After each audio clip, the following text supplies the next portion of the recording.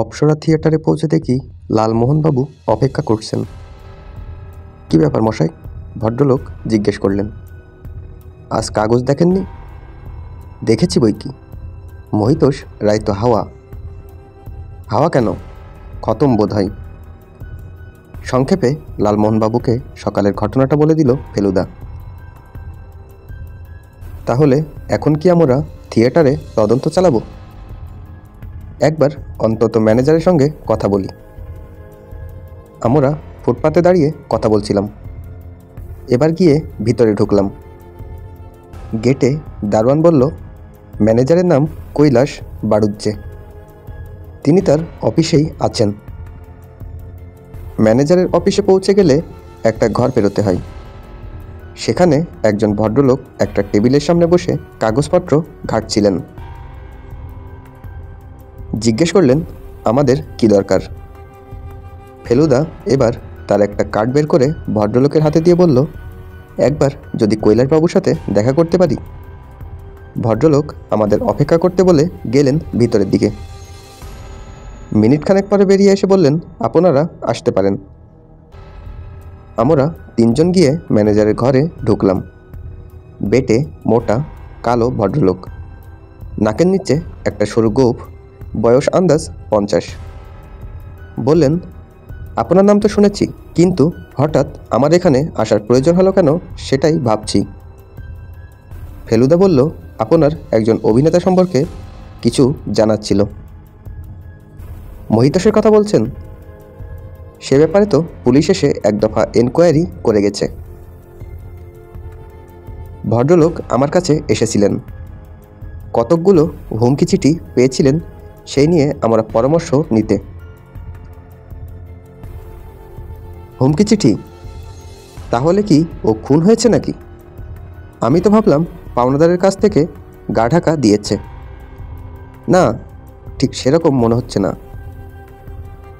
অবশ্য ও গিয়ে যে আমাদের একটা বড় রকম ক্ষতি হয়েছে তা বলতে পারছি না। প্রশান্ত মোটামুটি চালিয়ে নিচ্ছে। পুলিশ কালকেই এসেছিল। আমরা বিশেষ কোনো ইনফরমেশন দিতে পারিনি। মহিতোষ একটু চাপা টাইপের চরিত্র ছিল। ওর কারোর সঙ্গে খুব একটা মাখামাখি ছিল না। অভিনয়টা মোটামুটি ভালোই করত।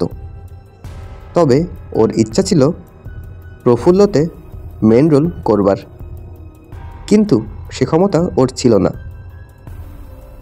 ওর কোনো শত্রু ছিল না বলছেন? বলছি তো, শত্রুও না, বন্ধুও না। জগন্নয় ভট্টাচার্য বলে এককালে আপনাদের একজন অভিনেতা ছিলেন। ছিল, কিন্তু তাকে তো অনেকদিন আগেই ছাড়িয়ে দেওয়া হয়েছে। তার জায়গাতেই মহিতোষকে নেওয়া হয়, তাই না? তা বটে, এটা আপনি ঠিক বলেছেন। আমার খেয়াল হয়নি। পুরনো ঠিকানা আছে, সে তো এখন সেখানে নাও থাকতে পারে। কৈলাসবাবু একটা ঘন্টা টিপলেন। পাশের ঘর থেকে একটি 25 বছর বয়সের ছেলে এসে দাঁড়ালো। এদের জগন্নাথের ঠিকানাটা দিয়ে দাও তো। 1 মিনিটের মধ্যেই ঠিকানা এসে গেল। 27 নম্বর নির্মলবস স্ট্রিট। লালমোহনবাবু বললেন, রাস্তাটা ওর জানা। আমরা উঠে পড়লাম। নির্মলবস স্ট্রিট শ্যামবাজারের একটা গলি। জগন্নয়বাবুর বাড়ির ঠিকানায় গিয়ে খোঁজ করে জানলাম ভদ্রলোক এখনও সেখানেই আছেন। ফেলুদা চাকরের হাতে তার কার্ডটা পাঠিয়ে দিল। অল্পক্ষণের মধ্যেই আমাদের ডাক পড়ল। আমরা একটা তক্তপোষ পাতা ঘরে গিয়ে হাজির হলাম। তাতে একটি রোগা রোগা, কেন রুগ্ন বললেই বোধহয় ঠিক হবে, ভদ্রলোক বসে আছেন। আমরা ঘরে ঢুকতেই তিনি বসেই রইলেন। হঠাৎ আমার সঙ্গে ডিটেকটিভের কি প্রয়োজন পড়ল? ভদ্রলোকের প্রথম প্রশ্ন। ফেলুদা বলল, আপনি কি মহিতোষ রায় বলে একজন অভিনেতাকে চিনতেন? চিনতুম বললে ভুল হবে। সে এলো আর আমি বরবাদ হয়ে গেলুম, এই চেনা। কিন্তু সে তো দেখছি উধাও হয়ে গেছে। উধাও নয়, খুব সম্ভবত খুন হয়েছেন। খুন? অবশ্য আমার তাতে বুক ফেটে কান আসবে না। সে আমার ভাত মেরেছিল, সেটাই হচ্ছে আমার কাছে সবচেয়ে বড় ট্রুথ। তার মৃত্যুর আগে মহিতরবাবু কতগুলো হুমকি চিঠি পেয়েছিলেন, সেই ব্যাপারে আপনি কোনো আলোকপাত করতে পারেন? আমি চিঠিগুলো লিখেছিলাম কিনা সেটাই তো জানতে চাইছেন। আপনার তার উপরে এখনও যথেষ্ট আক্রোশ আছে দেখছি। সেটা আপনি কথাটা তুললেন বলে। মহিতোষ রায়ের ব্যাপার অতীতের ব্যাপার, এই নিয়ে আমি আর মাথা ঘামাই না। আমি তারপরে দীপ্তি থিয়েটারে কাজ পেয়ে যাই, এখনও সেখানেই আছি। যা পাচ্ছি তাতে আমার চলে যায়। মদ ছেড়ে দিয়েছি, আমি সাতেও নেই পাঁচেও নেই। কেবলমাত্র একটা সমস্যা আছে, সে হলো হিপের কষ্ট। এছাড়া আমি দিব্যি আছি। মহিতোষের কথা আপনি মনে করিয়ে দিলেন বলে, না হলে আমি ভুলেই গিয়েছিলাম। আপনি অপ্সরা ছাড়ার পর মহিতোষবাবুর সঙ্গে আপনার দেখা হয়নি? নো স্যার, একবারও না। এমনকি মঞ্চে পর্যন্ত ওকে দেখিনি। অপ্সরা থিয়েটারে আমি যাই না। এরপর 3 মাস কেটে গেছে। এর মধ্যে মহিতোষবাবুর কোনো খবর পাওয়া যায়নি। তিনি যে আততায়ীর হাতে প্রাণ হারিয়েছেন তাতে সন্দেহ করার কোনো কারণ নেই। অপ্সরা থিয়েটারে আরেকবার যাওয়া হয়েছিল, ওখানে যদি কোনো খবর থাকে জানিবার জন্য, কিন্তু তাতেও কোনো সুবিধা হয়নি। শুধু এই খবরটা পাওয়া গেছে যে মহিতোষ রায়ের জায়গায় আরেকজন অভিনেতা বহাল হয়েছে। এর নাম সূর্ধেন্দু চক্রবর্তী। ইনি প্রফুল্লতে অভিনয় করছেন মহিতোষের জায়গায় এবং বেশ ভালো করছেন। ফেলুদা এর মধ্যে মহিতোষ রায় সম্পর্কে আরও খবর নিয়েছে। ওর ভাই শিবতোষের সঙ্গে কথা বলে জানা গেছে যে দাদার সঙ্গে কোনো সম্পর্ক রাখেনি। ফেলুদা জিজ্ঞেস করল, আপনার দাদার সঙ্গে আপনার বিরোধের কারণ কি শুধু সম্পত্তি? শিবতোষবাবু বললেন, তার বেশি আর কারণের দরকার আছে কি? দাদা বাবাকে খোশামত করতেন, আমি সেদিকে যাইনি। খোশামত আমার ধাতে নেই। ছোট ছেলে বলে আমাকে সবসময় ছোট করে দেখা হয়েছে, বাবাও তাই করেছেন, দাদা তো বটেই। তাই আমি সম্পত্তি থেকে বঞ্চিত হলাম। এতে বিরোধের সৃষ্টি হবে তাতে আর আশ্চর্য কি? কথাগুলো শুনে আমার মনে হচ্ছিল শিবতোষবাবুর এখনও পুরো মাত্রায় আক্রোশ রয়েছে দাদার উপর। ফেলুদা বলল, আপনি মহিতোষবাবুর মৃত্যুর সম্বন্ধে কোনো মন্তব্য করতে চান কি? এটা হয়তো আপনি বোঝেন যে তিনি যদি আততায়ীর হাতে প্রাণ হারান তাহলে সেই আততায়ী আপনি হওয়ার কিছু আশ্চর্য নয়। আমি গত 5 বছর দাদার মুখ পর্যন্ত দেখিনি। তার সঙ্গে আমার সমস্ত সম্পর্ক চুকে গিয়েছিল, আর তার থিয়েটারের জীবনের সঙ্গে আমার কোনো সম্পর্ক ছিল না। যেদিন মহিতোষবাবু নিখোঁজ হন সেদিন সন্ধ্যাবেলা 6টা থেকে 8টার মধ্যে আপনি কি করছিলেন মনে পড়ে? রোজ যা করি তাই করছিলাম, আমার বন্ধুদের সঙ্গে তাস খেলছিলাম। কোথায়? সর্দার শঙ্কর রোড 11 নম্বর, অনুপ সেনগুপ্তের বাড়ি। আপনি খোঁজ নিয়ে দেখতে পারেন। ফেলুদা এটা চেক করার জন্য সর্দার শঙ্কর রোডে শিবতোষবাবুর বন্ধুর বাড়িতে গিয়েছিলেন।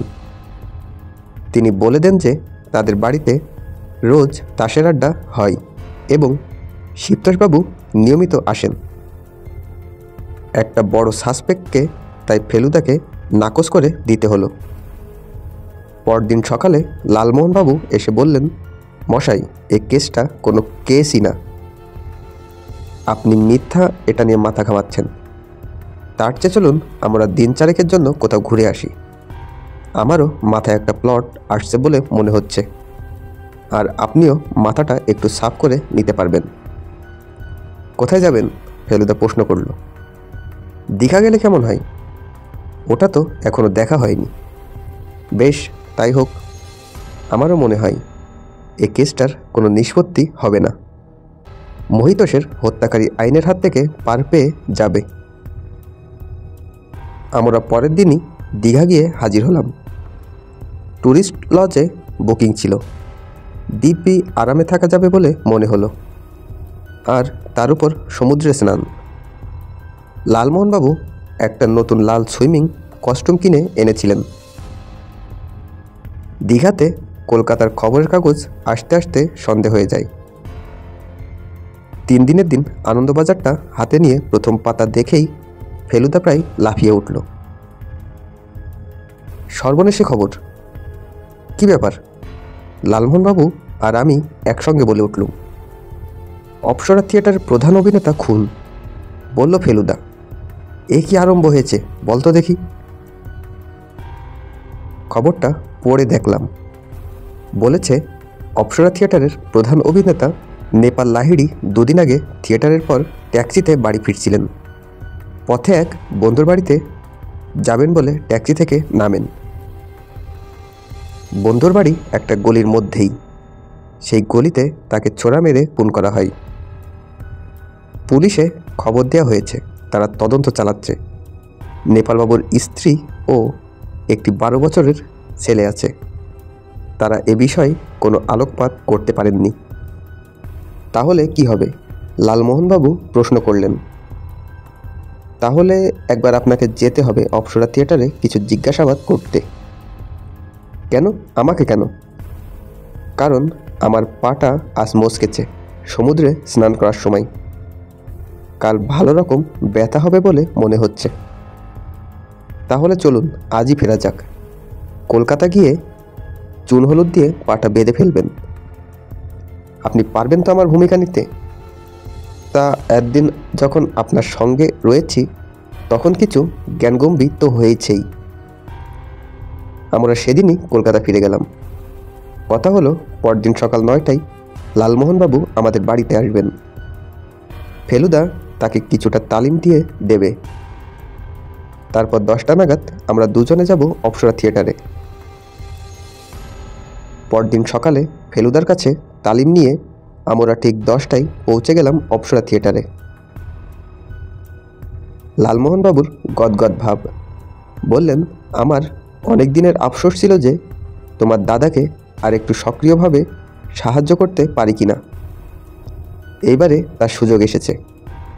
ভদ্রলোক আজ ধুতি পাঞ্জাবির বদলে শার্ট প্যান্ট পরে এসেছেন। বললেন, এতে কাজটা অনেক চটপটে হয়। ওভারনাইট কার্ড ছাপিয়ে নিলুম আমার নামে। দেখতে কেমন হয়েছে? কার্ড নিয়ে দেখি তাতে ইংরেজিতে লেখা রয়েছে লালমোহন গাঙ্গুলি, রাইটার। দিব্যি হয়েছে, আমি বললাম। দারোয়ানের হাতে একটা কার্ড ম্যানেজারের কাছে পাঠিয়ে দেওয়া হলো। 3 মিনিটের মধ্যেই আমাদের ডাক পড়ল। কৈলাসবাবুকে দেখে মনেই হলো না যে আমাদের উনি চিনতে পেরেছেন। বেশ রুক্ষভাবে বললেন, শুনুন, আমার এখানে এখন বিশেষ গোলমাল। আপনি যদি নতুন নাটক নিয়ে এসে থাকেন তো অন্য সময় হবে, কটা দিন বাদ দিন। লালমোহনবাবু জিভ কেটে বললেন, নতুন নাটক নয় স্যার, আমি এসেছি প্রদোষ মিত্র প্রাইভেট ইনভেস্টিগেটরের প্রতিভূত হয়ে। উনি অসুস্থ, তাই নিজে আসতে পারলেন না। উনি এর আগে মহিতোষ রায়ের ব্যাপারে একবার আপনার সঙ্গে দেখা করেছিলেন, তখন আমিও এসেছিলাম ওনার সঙ্গে। হ্যাঁ, মনে পড়েছে। তা আপনি কি জানতে চাইছেন? খবরের কাগজে যা বেরিয়েছে তার বেশি কিছু বলার নেই। একটা প্রশ্ন ছিল, নেপালবাবুও কি মহিতোষবাবুর মতো হুমকি চিঠি পেয়েছিলেন? পেয়েছিল, তবে সে বিষয় প্রথম কদিন চেপে রেখেছিল, কোনো পাত্তা দেয়নি। তারপর 3 দিন আগে প্রথমবার আমাকে বলে চিঠি পাচ্ছিল প্রায় 10 দিন থেকে। সে চিঠি আপনি দেখেছেন? 2-3টে দেখেছি, গোটা গোটা অক্ষরে লেখা। হুমকি চিঠি যেমন হয় সেরকমই আর কি। আমি ওকে সাবধানে থাকতে বলি, কিন্তু নেপাল মঞ্চে হিরো সাজত বলে নিজেকেও একটা হিরো বলে মনে করত। সে বলে এসব হুমকিতে আমি ঘাবড়াই না। তিনি থাকতেন কোথায়? নকুলেশ্বর ভট্টাচার্য লেনে, 27 নম্বর। উনি কি বিবাহিত ছিলেন? হ্যাঁ, কাগজে লিখেছে উনি ওর এক বন্ধুর বাড়ি যাবেন বলে ট্যাক্সি থেকে নেমেছিলেন। এই বন্ধুটি কে আপনি জানেন? গলিতে বাড়ি বলে যখন বলেছে তখন শশধর চ্যাটার্জি বলে মনে হয়। সেও অভিনেতা, রূপম থিয়েটারে অভিনয় করে। অপ্সরা থিয়েটারে ওর কোনো শত্রু ছিল না? সে আর আমি কি করে বলবো বলুন। প্রধান অভিনেতাকেই সকলেই ঈর্ষা করে। সে অর্থে শুধু আমাদের থিয়েটার কেন, অন্য থিয়েটারেও নেপালের শত্রু ছিল। তাকে সরাতে পারলে আমার থিয়েটার কানা হয়ে যাবে, এটা অনেকেই জানত। আপনাদের থিয়েটার কি তাহলে এখন বন্ধ? আজ প্রফুল্লর লাস্ট শো ছিল, সেটা আর হবে না। আমরা তো নতুন নাটক আলমগীর নামাবো বলে তোড়জোড় করছিলাম। নাম ভূমিকায় তো নেপালেরই কথা ছিল। এখন অন্য অ্যাক্টরকে ট্রাই করা হচ্ছে। একজন নতুন লোক এসেছে। কেমন? মন্দ নয় বোধহয়। দাড়ি গোপ নিয়ে আলমগীর সাজবার চেহারা নিয়ে চলে এসেছে। তার মেকআপ লাগবে না। এবার আমার একটা কথা মনে পড়ল। বললাম, এখনকার মেন অ্যাক্টরদের বাড়ির ঠিকানাগুলো নিয়ে নিন। ফেলুদা হয়তো ওদের কারোর সঙ্গে কথা বলতে চাইবে। হ্যাঁ, এটা ঠিক বলেছেন, বললেন লালমোহনবাবু। কৈলাসবাবুকে বলতে আবার ঘণ্টা টিপে ও সেক্রেটারিকে আনিয়ে আমাদের সব নাম ঠিকানাগুলো জানিয়ে দিলেন। যে বন্ধুর বাড়িতে সেদিন নেপালবাবু যাচ্ছিলেন তিনি কোথায় থাকেন বলতে পারবেন? কাগজে দেখেননি খুনটা হয়েছে মতি মিস্ত্রি লেনে, কাজেই তিনিও সেখানেই থাকবেন। আমরা ভদ্রলোককে আর বিরক্ত না করে উঠে পড়লাম। একবার মতি মিস্ত্রি লেন শশধর চ্যাটার্জির বাড়ি যাওয়ার দরকার। মতি মিস্ত্রি লেনে 3 জনের বেশি লোক পাশাপাশি হাঁটতে পারে না। আমরা গাড়ি বড় রাস্তায় দাঁড় করিয়ে গলির দিকে এগোলাম। মোড়ে একটা পান বিড়ির দোকান। মালিককে জিজ্ঞেস করতে বলে দিল শশধর চ্যাটার্জি 3 নম্বর বাড়িতে থাকেন। 3 নম্বরের দরজায় টোকা মারতে একজন ভদ্রলোক দরজা খুললেন। কাকে চাই? আমরা শশধর চ্যাটার্জির খোঁজ করছিলাম। আমি সেই লোক, আপনাদের প্রয়োজন? লালমোহনবাবু একটা কার্ড বার করে দিতে ভদ্রলোকের চোখ জলজল করে উঠল। আপনি কি সেই বিখ্যাত রহস্য রোমাঞ্চ কাহিনীর লেখক? লালমোহনবাবু একটু বিনয় করলেন। বিখ্যাত কিনা জানি না, তবে আমি সেই লেখক। আরে বাবা, আপনার সব বই যে আমার পড়া। তা হঠাৎ এক গরিবের বাড়িতে কি মনে করে? আমি এসেছি আমার বন্ধু গোয়েন্দা প্রদোষ মিত্রের তরফ থেকে। তার নামও তো শুনেছি। আপনারা ভেতরে আসুন। এতক্ষণে ঘরের ভিতর ঢুকলাম আমরা। একটা তক্তপোষেই প্রায় ঘরটা ভরে আছে, তবে তার সঙ্গে 2টো কাঠের চেয়ার রয়েছে। লালমোহনবাবু চেয়ারে বসে বললেন, আপনার বন্ধুর খুনের ব্যাপারে আমরা তদন্ত করছি। সে সম্বন্ধে আপনি যদি কিছু বলতেন। আমি আর কি বলবো? সে আমার বাড়িতে ঢোকার আগেই খুন হয়। পাড়ার একটি ছেলে আমাকে খবর দেয়। 22 বছর হলো আমাদের বন্ধুত্ব, যদিও রাইভাল থিয়েটারে আমরা অভিনয় করতাম। ওর কোনো শত্রু ছিল বলে জানেন? নেপালের শত্রু থাকবে না? সে এত বড় একটা হিরো, অন্য সব অভিনেতার সে ঈর্ষার পাত্র। তার তো শত্রু থাকবেই। বিশেষ কারুর নাম মনে পড়ছে না? না, তা পড়ছে না। সেরকম কোনো নাম নেপাল করেনি আমার কাছে। সে কাউকে বিশেষ তোয়াক্কা করতো না। একটু বেপরোয়া গোছের লোক ছিল। তার পেশায় তার সমকক্ষ খুব কমই ছিল। অন্য বহু থিয়েটার তাকে অনেক টাকার লোভ দেখিয়েছে, কিন্তু অপ্সরাই তার অভিনয় জীবনের শুরু বলে সে আর কোথাও যায়নি। তিনি যে হুমকি চিঠি পাচ্ছিলেন সে কথা আপনাকে বলেছিলেন? বলেছিল বই কি, কিন্তু সে পাত্তাই দেয়নি। এক নামকরা জ্যোতিষী তাকে বলেছিল সে 82 বছর বাঁচবে। সেটা সে বিশ্বাস করত। বলতো ওই বয়স অবধি সে অভিনয় চালিয়ে যাবে আর মঞ্চের উপর শেষ নিঃশ্বাস ত্যাগ করবে। শশধরবাবু একটা দীর্ঘ নিঃশ্বাস ফেললেন। এর বেশি আমার আর কিছুই বলার নেই। জানেন, আমার মন মেজাজও ভালো নেই। আপনারা বরং আসুন। আমরা উঠে পড়লাম। এক সকালের পক্ষে অনেক কাজ হয়েছে মনে করে আমরা বাড়ির দিকেই রওনা দিলাম। ফেলুদাকে সব রিপোর্ট করতে হবে। ফেলুদা সব শুনে টুনে লালমোহনবাবুর খুব তারিফ করল। বলল, আপনি তো একেবারে পেশাদারি গোয়েন্দার মতো কাজ করেছেন। যেটা বাকি রইল সেটা হচ্ছে অপ্সরা থিয়েটারের অন্য প্রধান অভিনেতাদের জেরা করা, বিশেষ করে টপ অভিনেতা যাদের সঙ্গে নেপাল লাহিড়ীর হৃদ্যতা ছিল, রেশারেশিও ছিল। তোমার পা কি বলে? আমি জিজ্ঞেস করলাম। এখনো নষ্ট, নরম চরম। আরও 2 দিন অন্তত লাগবে সারিতে। ভালো কথা, অভিনেতাদের সঙ্গে যখন কথা বলবেন তখন নতুনটিকেও বাদ দেবেন না। না না, তা তো নয়। লালমোহনবাবু ফেলুদার কাজটা করে খুব খোশমেজাজে ছিলেন। বললেন, এ এক নতুন অভিজ্ঞতা হলো। আসলে আপনার কাজটা যত কঠিন বলে মনে হতো তত কঠিন নয়। কঠিন কেবল রহস্য উদ্ঘাটন করা। তা বটে, তা বটে। সেটা এখনো পারবো না নিশ্চয়, আর সেরকম দাবিও করছি না। তবে একটা কথা বলতে পারি, আজ ওখানে আমাকে দেখলে আপনি চিনতেই পারতেন না বটে। 100%। ওখানে কি মহড়া চলছে? আমি বললাম, চলছে বোধহয়। কয়েকদিনের মধ্যেই তো আলমগীর শুরু হবে।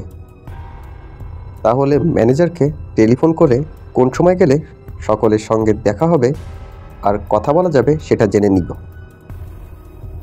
Very good. পুলিশ দেখলি? কই না তো। আছে নিশ্চয়। কাগজে তো লিখেছে তারা তদন্ত চালাচ্ছে। একবার ইন্সপেক্টর ভৌমিককে ফোন করব। তার আন্ডারেই কেসটা পড়বে বলে মনে হচ্ছে।